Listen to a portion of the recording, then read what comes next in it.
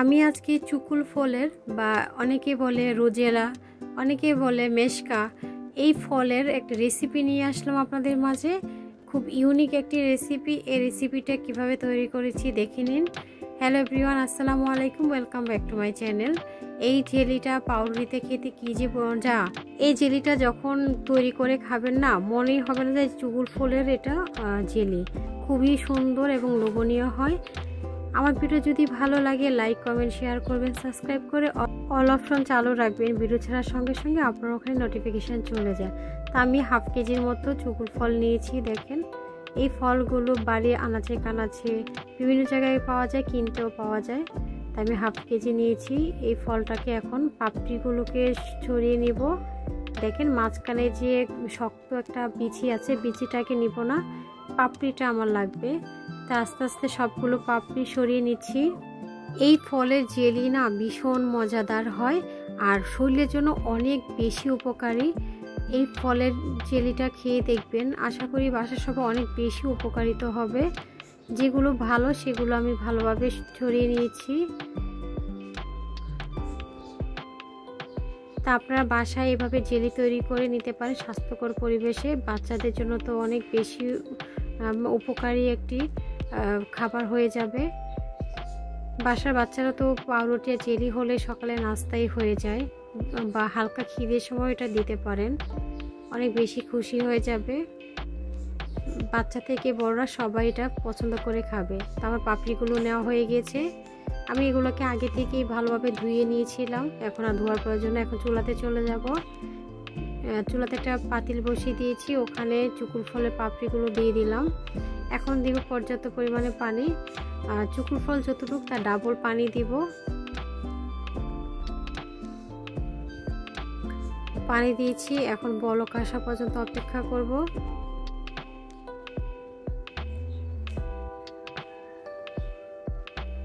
আমার এটা আস্তে আস্তে কালার চেঞ্জ হয়ে আসতেছে। এই ফলটি দিয়ে জেলি বলেন, চাটনি বলেন, সব কিছুই বানানো যায়। আর এমনিতেও রান্না করে খেতে অনেক ভালো লাগে। এটা এক জাতীয় টক ফল।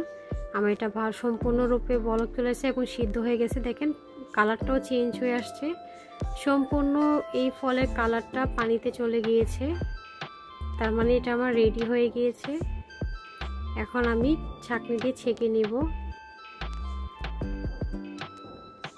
আমি ছেঁকে নিচ্ছি। মাশাআল্লাহ, অনেক সুন্দর একটি কালার এসেছে। এই ফলটা দেখতে অনেক লালচে হয়, রেডিশ হয়। আর যখন জাল করবেন তখন পানির মধ্যে লাল ভাবটা চলে যাবে। চুকুল ফলের সব রস সব কিছু ওখানেই চলে যাবে। এখন আমি এই রসটাকে মেপে নিব।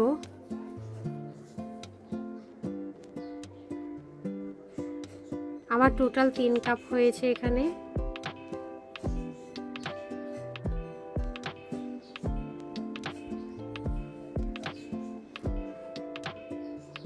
এখন দিব আগার আগার পাউডার, কারণ এটা ঠান্ডা অবস্থায় আগার আগারটা দিলে ভালো জমে যায় খুব দ্রুত।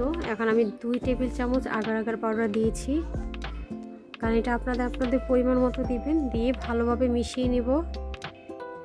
চুলাতে বসানোর আগে আগার আগারটা ভালোভাবে মিশালে ভালো হয়, আমার জেলিটা খুব সুন্দরভাবে বসে যাবে। এখন চুলাতে নিয়ে যাব। এটা অনবরত নেড়ায় রাখতে হবে। যখন একটু বলক চলে আসবে ওই পর্যায়ে চিনি দিয়ে দিব, কারণ যেহেতু আমার 3 কাপ হয়েছে, এখন 3 কাপ চিনি দিতে হবে, সম পরিমাণ দিতে হবে, তাহলে একদম পারফেক্ট একটি কনসিস্টেন্সি আসবে। মিষ্টিটাও ঠিক থাকবে। আপনার ছেলে বাড়িও দিতে পারেন, বাট আমার মনে হয় ডাবল দিলে খুব সুন্দর একদম পারফেক্ট হয়, দোকানের মতো একদম জেলি হয়ে যাবে। তার মিষ্টিটাও ঠিক হবে। এর চেয়ে বেশি মিষ্টি খেতে চাইলে আরও দিতে পারেন বাড়িয়ে। তবে এখন অনবরত নেড়ে চেড়ে নিব। চিনিটা গলা পর্যন্ত অপেক্ষা করব। এটা জাল করতে করতে দেখেন সাদা একদম ফেনা ফেনা হয়েছে। এই ফেনা ফেনা যে অংশটা হয়েছে এটা রাখবো না, এটা ছেঁকে ফেলে দিব। এখন ছাঁকনি দিয়ে দেখেন, এই ছাঁকনি দিয়ে এটা ফেলে দিচ্ছি, এটা রাখা যাবে না কোনোভাবেই।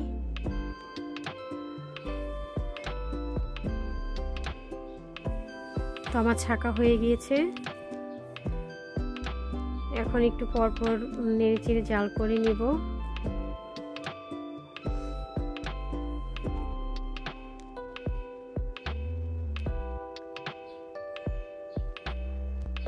সম্পূর্ণভাবে বলক চলে এসেছে। আরও কিছুক্ষণ জাল করে নিব। যখন দেখব একটু একতার সৃষ্টি হয়ে গেছে ওই পর্যায়ে তুলে নিব।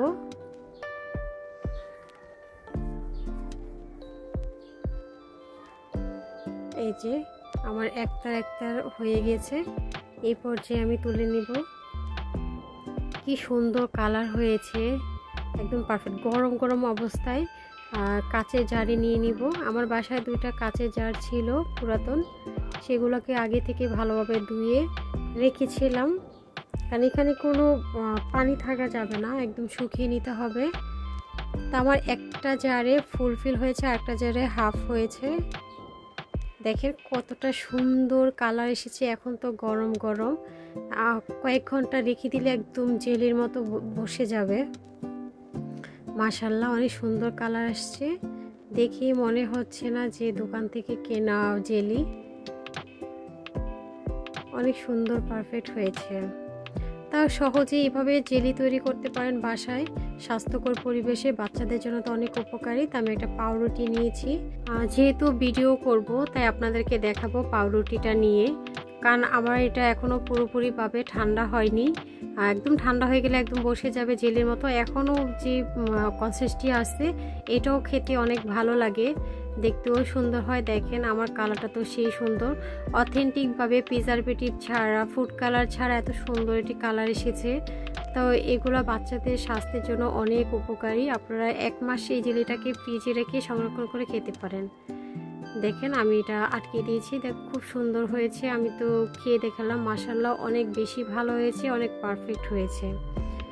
তো এইভাবে আপনারা স্বাস্থ্যকর পরিবেশে এবং একটি জেলি তৈরি করতে পারেন। আমার ভিডিও যদি ভালো লাগে লাইক কমেন্ট শেয়ার করবেন, সাবস্ক্রাইব করে অল অপশন চালু রাখবেন। ভিডিও ছাড়ার সঙ্গে সঙ্গে আপনার ওখানে নোটিফিকেশান চলে যায়।